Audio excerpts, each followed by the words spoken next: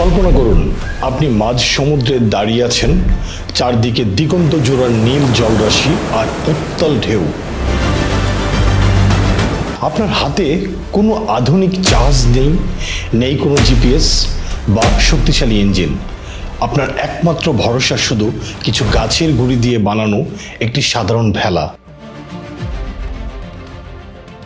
শুনতে পাগলামি মনে হলেও 1947 সালে এমনই এক অসম্ভবকে সম্ভব করেছিলেন নরওয়ের দুঃসাহসী অভিযাত্রী থর হেয়ারডাল। প্রশান্ত মহাসাগরের আদি বাসিন্দারা কিভাবে সুদূর দ্বীপগুলোতে পৌঁছেছিল সেই রহস্য উদ্ঘাটন করতেই তিনি বেছে নিয়েছিলেন এক অবিশ্বাস্য পথ। কিন্তু কি ছিল সেই রহস্যময় তথ্য যার জন্য তিনি নিজের জীবনকে বাজি রেখেছিলেন?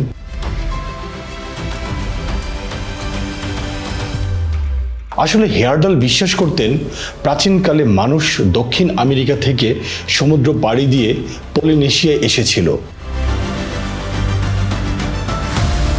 আর এটি প্রমাণ করতে তিনি পেরুর প্রাকৃতিক উপাদান দিয়ে তৈরি করেন কুনটিকি নামে একটি বালসা কাঠের ভেলা। আধুনিক প্রযুক্তির সাহায্য ছাড়াই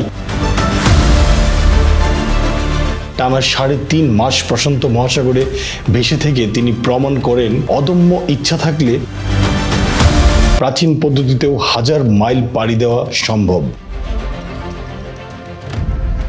গল্পটা এখানেই শেষ নয়। মহাসাগর জয়ের নেশা তাকে টেনে নিয়ে যায় আরো দুর্গম পথে। এবার তিনি বেছে নিলেন নলখাগড়ার তৈরি নৌকা বা রিড বোট। তার লক্ষ্য ছিল প্রমাণ করা যে প্রাচীন মিশরীয়রা কলম্বাসেরও অনেক আগে আটলান্টিক মহাসাগর পাড়ি দিয়ে অন্য সংস্কৃতিতে প্রভাব ফেলেছিল। এই তথ্য পরীক্ষার জন্য তিনি মরক্কো থেকে মধ্য আমেরিকা পর্যন্ত আটলান্টিক পাড়ি দেন। এরপর টাইগ্রিস নদী আর পারস্য উপসাগর হয়ে লোহিত সাগর পর্যন্ত 4000 কিলোমিটার এক দীর্ঘ সমুদ্র যাত্রায় তিনি সময় কাটিয়েছিলেন টানা 4 মাস। সবচেয়ে আশ্চর্যের বিষয় কি জানেন? এই দীর্ঘ যাত্রায় তার সম্বল ছিল কেবল প্রাচীন সুমেরীয়দের ব্যবহৃত জানার এই যে অদম্য জেদ, তা আজও বিশ্বজুড়ে স্বীকৃত। থর হেয়ারডালের এই অবিশ্বাস্য ত্যাগ আর সাহস আমাদের মনে করিয়ে দেয় ইতিহাস গড়তে সবসময় আধুনিক যন্ত্রের প্রয়োজন হয় না, মাঝে মাঝে একটি সাধারণ কাঠের ভেলাই যথেষ্ট। ভিডিওটা যদি ভালো লেগে থাকে তাহলে আমার চ্যানেলটিকে সাবস্ক্রাইব করে আমার পাশে থাকবেন। এই জাতীয় অনেক বিশ্বের অভিযাত্রীর গল্প শোনাতে আমি থাকবো আপনাদের পাশে। ধন্যবাদ।